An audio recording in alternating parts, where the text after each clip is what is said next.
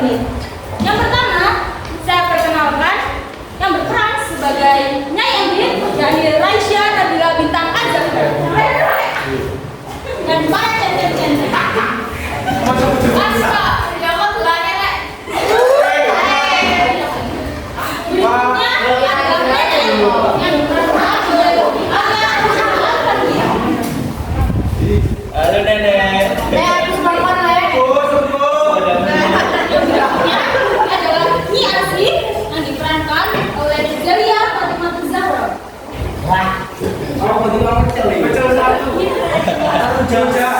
Selanjutnya ialah petani 1 dan petani 2 yakni Julia Umairah dan Rina Fitribar Azhar.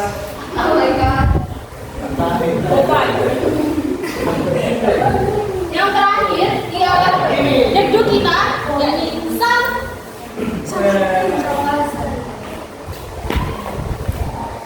Emang boleh ada gitu. Baik, langsung saja kita mulai acara pada pagi hari ini. Saya akan memulainya dengan membacakan sebuah sinopsis. Garut adalah salah satu daerah di Jawa Barat. Merupakan daerah yang subur dan memiliki banyak tempat wisata. Salah satunya ialah Situ Bakir. Dan cerita ini adalah mengenai asal-usul terbentuknya Situ Bakir. Pada zaman dahulu, hiduplah seorang janda yang kaya raya bernama Nyai Endin. Ia tinggal di sebuah daerah di Garut, Jawa Barat. Nyai Endin mempunyai harta yang berlimpah ruah. Akan tetapi ia sangat kikir dan tamak. Ia juga sangat sombong, terutama pada orang-orang miskin.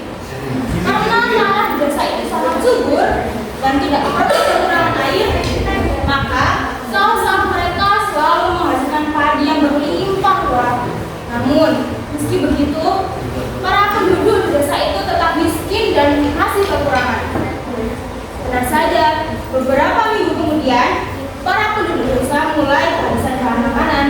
Bahkan, banyak yang sudah mulai menderita kelaparan. Sementara Nyai Endin selalu berpesta pora dengan makanan-makanan mewah di rumahnya. Nyai ini.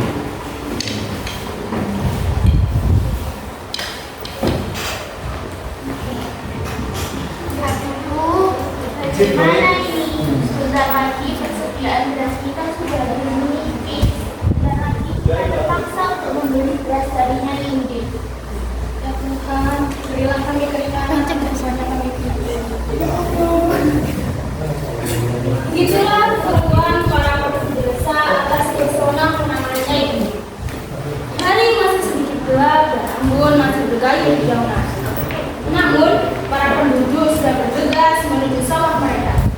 Hari ini adalah hari panen. Mereka akan menuai padi yang sudah menguning dan menjualnya kepada seorang tertua bernama Nyai Endin. Nyai Endin adalah orang terkaya di desa itu. Rumahnya mewah, lumbung padinya sangat luas karena harus cukup menampung padi yang dibelinya dari seluruh petani di desa itu. Ya, seluruh petani. Dan bukan dengan sukarela, para petani itu menjual hasil panennya kepada Nyai Endin. Mereka terpaksa menjual semua hasil panennya dengan harga murah. Jika tidak ingin cari perkara dengan centeng-centeng surat Nyai Endin. Lalu, jika pasokan mereka habis, mereka harus membeli dari Nyai Endin dengan harga yang melebihi.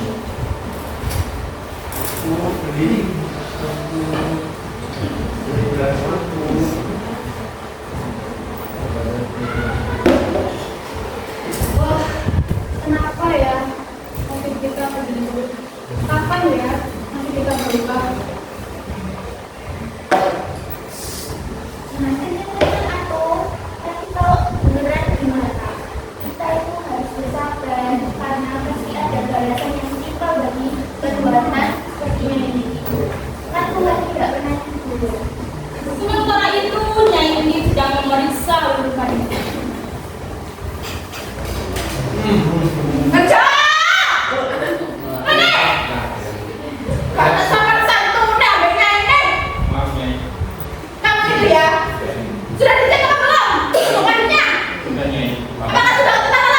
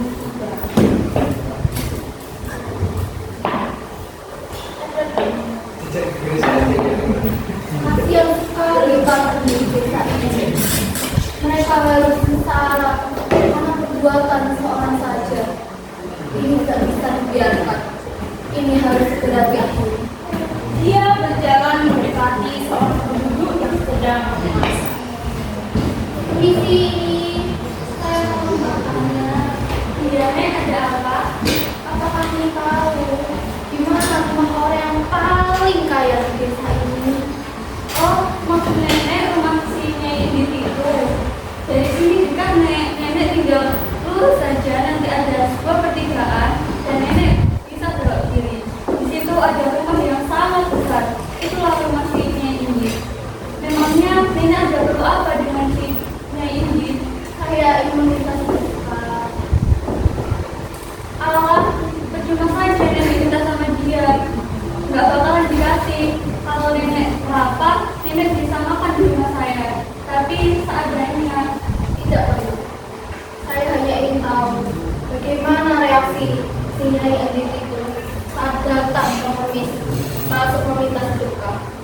Oh iya, satu lagi. Beritahukan kepada seluruh penduduk desa ini bahwa sebentar lagi akan datang banjir yang sangat besar. Nenek bercanda ya? Mana ada banjir di musim kemarau seperti ini? Tidak, aku tidak bercanda. Karena aku adalah orang yang akan membalas perbuatan dari si Nyai itu. Dia harus segera merasakan akibatnya. Oleh karena itu, suruh para penduduk desa ini untuk segera mengungsi. Bawalah harta-harta kalian yang sangat berharga. Setelah itu, si nenek pergi meninggalkan aksi dan masalah. Suatu hari, Nyai Indit mengadakan selamatan karena hartanya bertambah banyak. Ketika selamatan itu berlangsung, datanglah seorang pengemis. Keadaan pengemis itu sangat menyedihkan. Tubuhnya sangat kurus dan bajunya compang-camping. Nyai, tolong saya Nyai, beri saya sedikit makanan Nyai. Siapa nih? Berisik kayak begini! Nyai, tolong saya Nyai. Siapa? Orang tua seperti ini masuk ke dalam rumah ya, Pak? Enggak, Nyai Indit. Dengan sedih, pengemis itu pergi. Pergi sana! Keesokan harinya, masyarakat disibukkan dengan munculnya sebatang lidi yang tertancap di dalam desa. Semua orang berusaha mencabut lidi itu.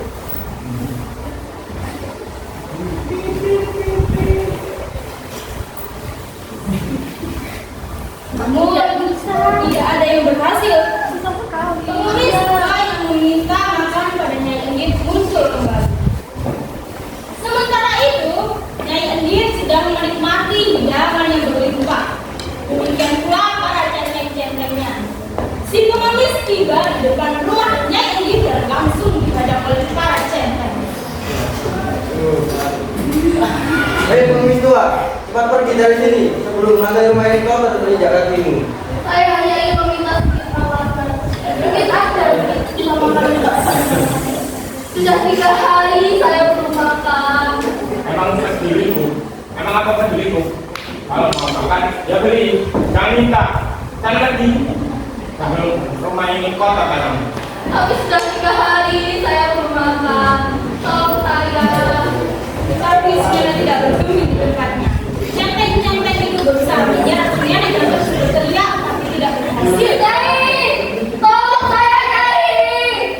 Nyai Indit. Nyai, keluarlah Nyai. Berikan saya makanan Nyai. Nyai Indit. Kamu!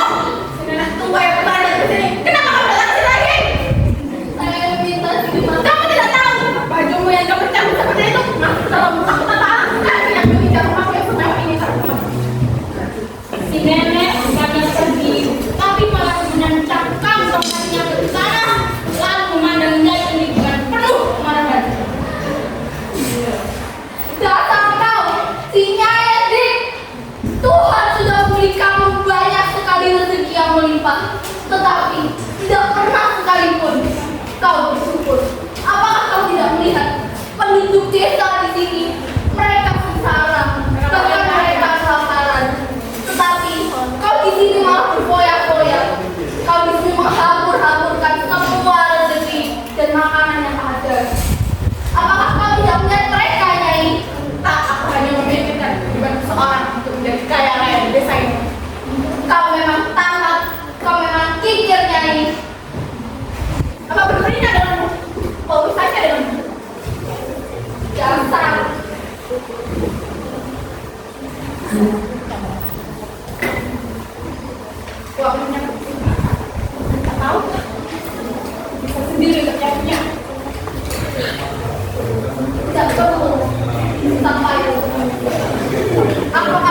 dari sini.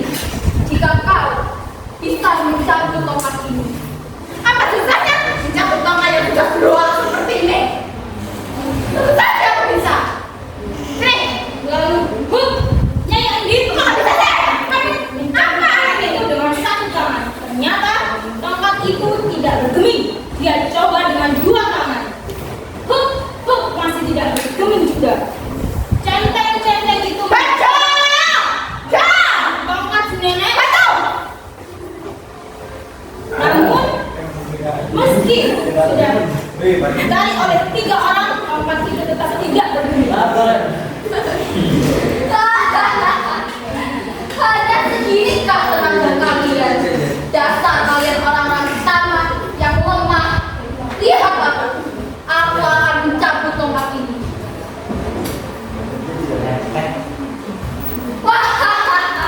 Dengan sekali hentakan, tongkat itu sudah terangkat dari tanah.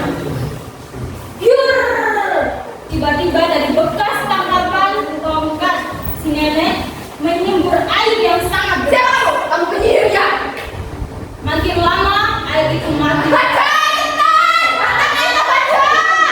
Penduduk desa itu mengucap, Nyai Endit yang kikir dan tamak tidak mau meninggalkan rumahnya. Ia sangat sayang pada hartanya. Akhirnya ia tenggelam bersama dengan harta bendanya.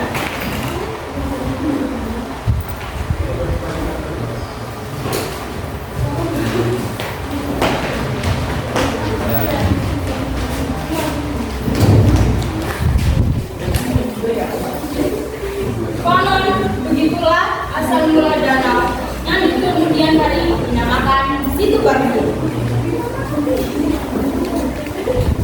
Nyai Endit, inilah hukuman atas perbuatanmu. Air-air yang sudah mengelilingi ini adalah air tangisan dari para penduduk desa yang telah kau buat sengsara. Rasakan perbuatannya, Nyai. Setelah berkata demikian, si nenek tiba-tiba menghilang entah kemana. Tinggal Nyai Endit yang panik melihat air yang meluap dengan deras. Ia berusaha menyelamatkan hartanya, namun air bah